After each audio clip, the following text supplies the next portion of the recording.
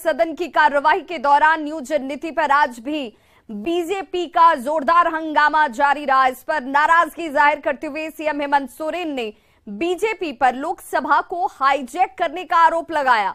वहीं झारखंड विधानसभा में कल बीजेपी के ड्रामेबाज विधायकों पर कार्रवाई की मांग की।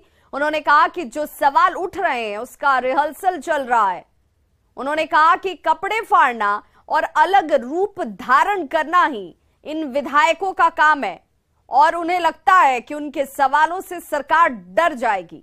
सीएम ने कहा कि समय आने पर सरकार की तरफ से न्यूज नीति पर जवाब दिया जाएगा।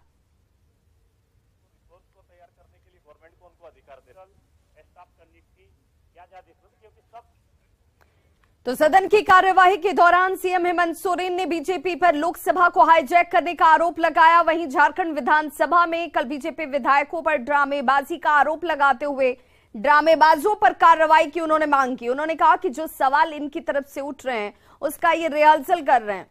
उन्होंने कहा कि कपड़े फाड़ना और अलग रूप धारण करना ही विधायकों का बस अब काम रह गया है। जिस सवाल को ये उठा रहे हैं सरकार उससे डरने वाली नहीं है। उचित समय पर उचित जवाब जरूर दिया जाएगा। चल रहा है जहां सत्ता पक्ष ने ही लोकसभा को हाईजैक कर रखा है और ये जो हमारे विपक्ष है यहां पर ये उसी चीज को यहां पर भी दोहरा रहे हैं। अध्यक्ष महोदय आप देख रहे हैं विगत शुरुआत से लेकर आज सेकंड लास्ट डे है सदन का, ना इनके पास कोई विषय है ना मुद्दा है। अब इनको अध्यक्ष महोदय कल का सदन हुआ वीडियोग्राफी करके इन लोगों ने जो तमाशा किया यहाँ पर अध्यक्ष महोदय, इस पर कार्रवाई होनी चाहिए अध्यक्ष महोदय। ये सदन की गरिमा को ताक पर रख करके ये ड्रामेबाजी की जा रही है सदन में अध्यक्ष महोदय। अब राम भक्तों को कपड़े फाड़ कर ये सिद्ध करना पड़ रहा है अध्यक्ष महोदय कि हम राम भक्त हैं। अध्यक्ष महोदय भगवान सबको देख रहा है। इन लोगों ने अध्यक्ष महोदय पूरी तरीके से इनको लग रहा है कि आज हम देश की सत्ता में काबिज हैं तो पूरे दुनिया में काबिज हो चुके हैं। आज जिस तरीके से इनको सवालों में घेरा जा रहा है अध्यक्ष महोदय, आज उस सवालों से किस तरीके से बचने का कोशिश कर रहे हैं उसी का ये रिहर्सल, उसी का एक हिस्सा है अध्यक्ष महोदय।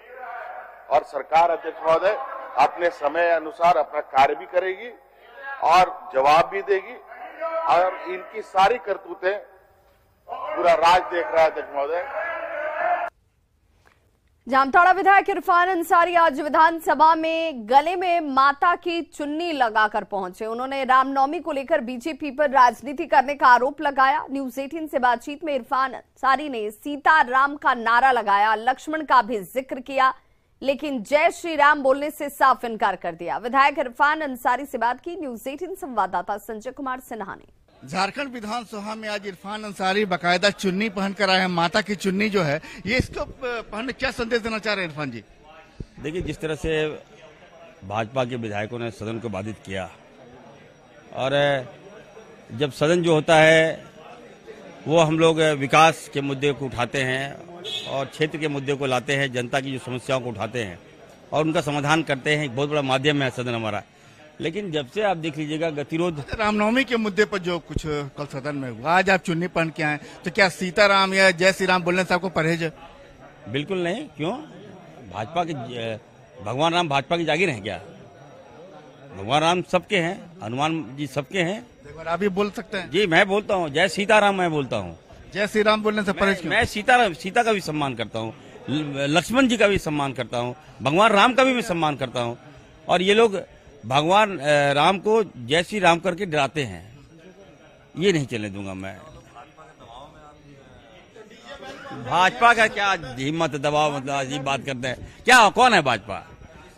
देखिए अभी विपक्ष में है ना, विपक्ष में है और अभी हमको लगता है कि 10 आंकड़ा नहीं पार करेगा। इरफान अंसारी आ गया हमने। तो आप देख रहे हैं कि इरफान अंसारी जो है यहाँ पर उनको सीताराम बोलने से जो है, इरफान अंसारी को सीताराम बोलने से परहेज नहीं है, लेकिन वो जय श्री राम बोलने से परहेज कर रहे हैं। उनका कहना है कि सभी शब्दों का मान है, लेकिन हाँ, इसमें भी राजनीति किस तरीके से हावी है आप देख सकते हैं। कैमरामैन संत के साथ संजय कुमार सिन्हा, न्यूज 18 रांची।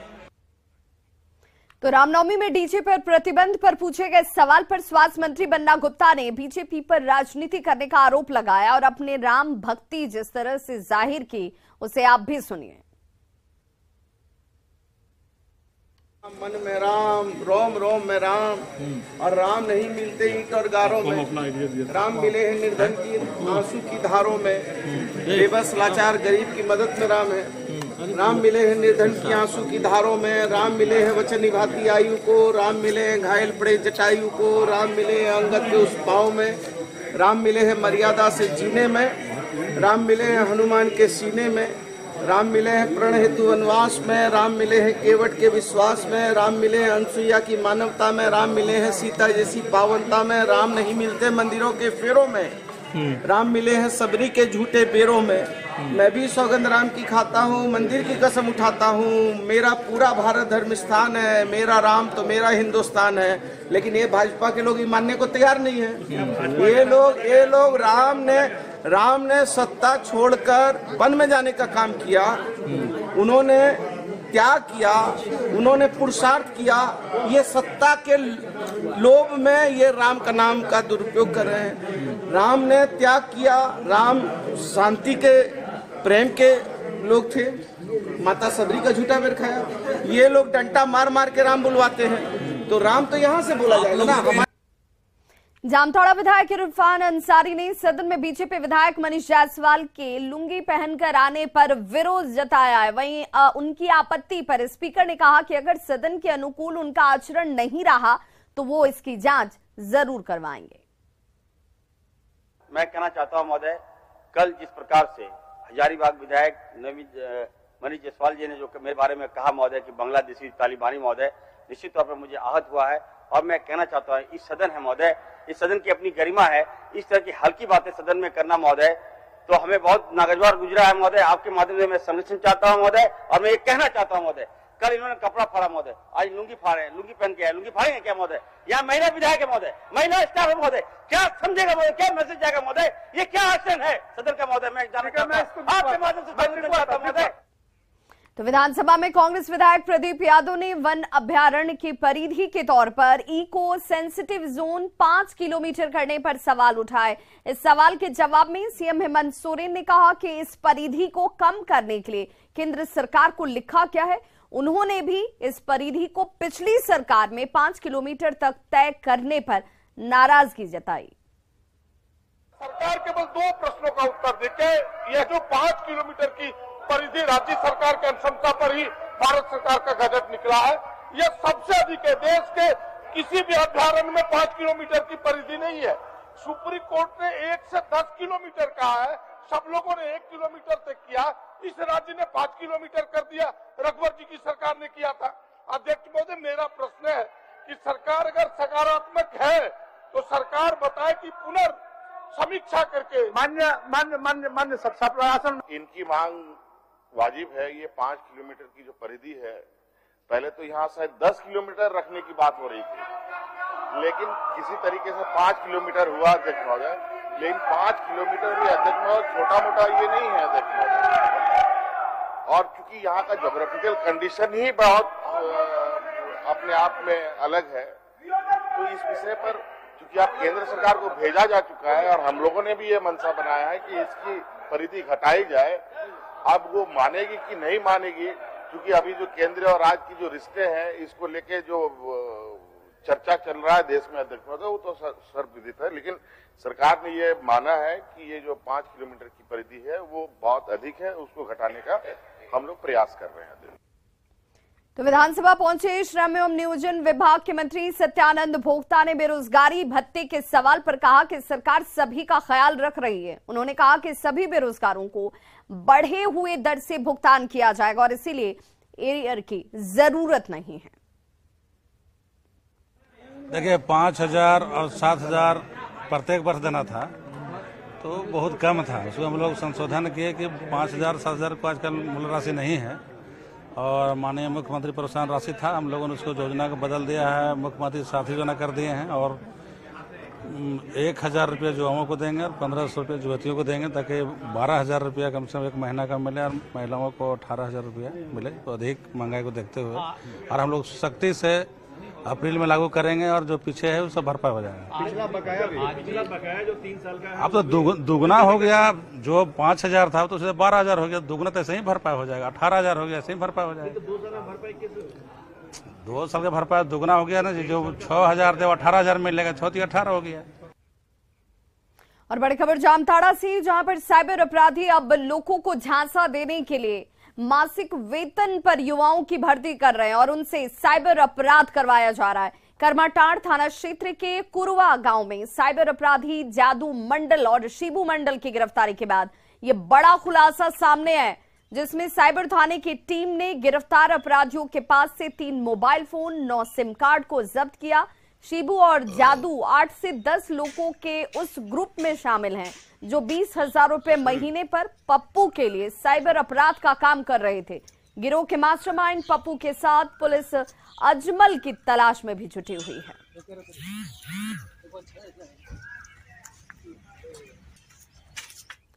वहीं कोरोना संक्रमण के बढ़ते खतरे के बीच सिमडेगा में स्वास्थ्य सेवा की लचर व्यवस्था को लेकर गंभीर सवाल खड़े हो रहे हैं। सिमडेगा में स्वास्थ्य विभाग के पास कुल क्षमता का केवल 14% ही डॉक्टर मौजूद हैं। वहीं कई स्वास्थ्य केंद्रों में डॉक्टर की तैनाती ही नहीं है। अगर कोरोना के साथ इन्फ्लुएंजा वायरस का भी संक्रमण बढ़ा तो गंभीर संकट पैदा हो सकता है। हालांकि स्वास्थ्य विभाग की ओर से किसी भी आपात स्थिति से निपटने की तैयारी के दावे जरूर किए जा रहे हैं, लेकिन अगर आंकड़ों की बात करें तो जिले में स्वास्थ्य विभाग के पास 116 डॉक्टर की जरूरत है, लेकिन इस वक्त जो कार्यरत डॉक्टर हैं उनकी संख्या मात्र 18 है।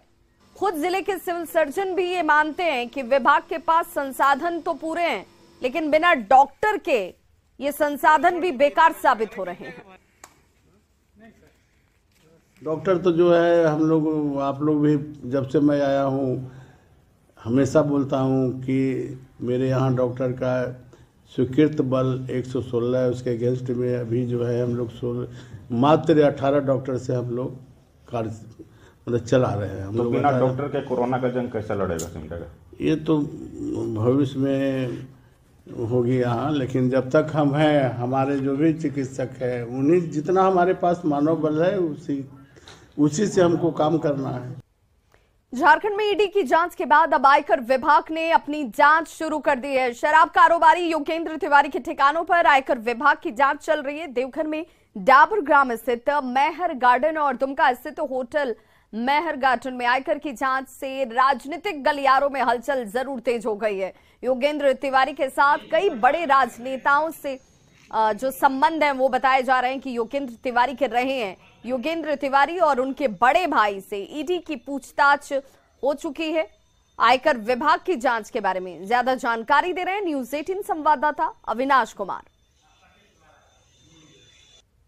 झारखंड में ईडी के बाद अब आईटी की टीम ने अपनी दबिश बढ़ाई है। झारखंड में शराब कारोबारी योगेंद्र तिवारी के ठिकानों पर आईटी जांच कर रही है और इस जांच को बहुत महत्वपूर्ण माना जा रहा है। इसलिए महत्वपूर्ण क्योंकि इससे पहले योगेंद्र तिवारी से ईडी की टीम ने भी पूछताछ की थी। और अगर आप योगेंद्र तिवारी के अगर इतिहास को भी खंगाले तो सरकार चाहे किसी की भी रही हो, योगेंद्र तिवारी का एक छत्र राज रहा है। खासकर उनके सिंडिकेट को लेकर भी ये चर्चा हमेशा से रही है कि उनका सिंडिकेट शराब के इस व्यापार में सबसे ज्यादा मजबूत रहा है और इसी लिहाज से कई बार वो जांच के दायरे में भी आए हैं। ईडी की टीम ने भी उनसे और उनके बड़े भाई से पूछताछ की थी।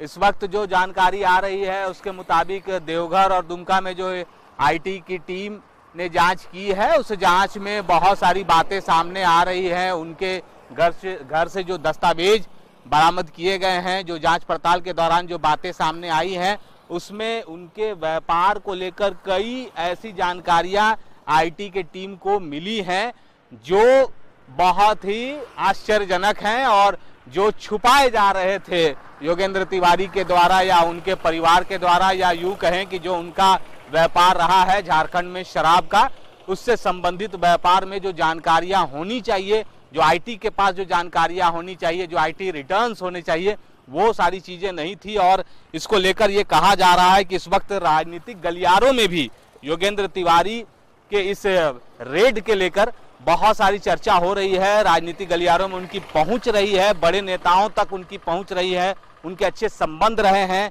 इसलिए इस जांच को बहुत ही महत्वपूर्ण माना जा रहा है। यह भी कहा जा रहा है कि इस जांच के बाद कई और नाम का भी खुलासे हो सकते हैं, कुछ और नाम जुड़ सकते हैं। तो ये देखना होगा कि जब जांच पूरी तरह से फाइनल हो जाएगी, फाइनल स्टेज पर होगी, तब फिर कैसे नाम सामने आते हैं, कितने लोगों के नाम सामने आते हैं और क्या बड़े खुलासे आईटी कर पाती है। न्यूज़ 18 के लिए अविनाश कुमार, रांची। तो रामगढ़ में झारखंड सरकार की ओर से राज्य के निजी क्षेत्र में स्थानीय उम्मीदवारों को नियोजन अधिनियम के तहत 75% रोजगार देने की शुरुआत की गई है। कई शिक्षित युवाओं को इसके माध्यम से रोजगार उपलब्ध कराया जा रहा है। युवा रोजगार पाकर बेहद खुश हैं और रोजगार मेले में 26 निजी क्षेत्र की कंपनियों की तरफ से लगभग 2050 विभिन्न पदों पर रोजगार के अवसर उपलब्ध कराए जा रहे हैं। झारखंड सरकार की ओर से निजी क्षेत्र में नियोजन अधिनियम के तहत रोजगार उपलब्ध कराने पर युवाओं की सोच क्या है, युवा क्या कह रहे हैं, उनकी राय क्या है, जानने की कोशिश की रामगढ़ संवाददाता जावेद खान ने। इस वक्त मैं मौजूद हूं रामगढ़ के छावनी परिषद फुटबॉल मैदान में। आप हमारे पीछे देख सकते हैं, दरअसल यहां पर रोजगार पाने के लिए यहां आए हैं। झारखंड राज्य के निजी क्षेत्र में स्थानीय उम्मीदवारों को 75% नियोजन अधिनियम के तहत इन्हें यहाँ पर रोजगार दिया जा रहा है। यहाँ पर कई कंपनियां आई हैं जो यहाँ पर रामगढ़ जिले के बेरोजगार युवकों को, जो है युवतियों को यहाँ पर रोजगार देने के लिए यहाँ काउंटर लगाया गया। आप कैमरे के माध्यम से देख सकते हैं। कुछ लोगों से हम बात कराते हैं कि जो 75% नियोजन अधिनियम के तहत या स्थानीय लोगों को रोजगार दिया जा रहा है, उसका क्या लाभ मिल रहा है? ज्वाइनिंग लेटर मिल गया? हाँ, मुझे ज्वाइनिंग लेटर मिल गया। मैं जीडीए ट्रेनर हूँ। बहुत अच्छा काम कर रही है सरकार जिला के लिए, जो कि हर जिला में ऐसा प्रोग्राम चला रही है और मुझे लाभ मिला। तो ये सरकार का अधिनियम यहाँ पर सफल है? ये सर सफल हुआ। झारखंड के राज्यपाल सीपी राधाकृष्णन ने देवघर के बाबा बैद्यनाथ मंदिर में पूजा अर्चना के मंदिर के गर्भगृह में पुजारियों ने पूरे विधि विधान के साथ राज्यपाल को पूजा करवाई। राज्यपाल बनने के बाद पहली बार सीपी राधाकृष्णन देवघर पहुंचे हैं।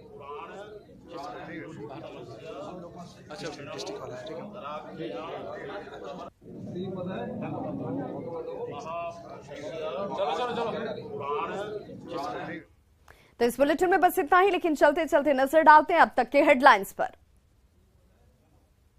Headlines presented by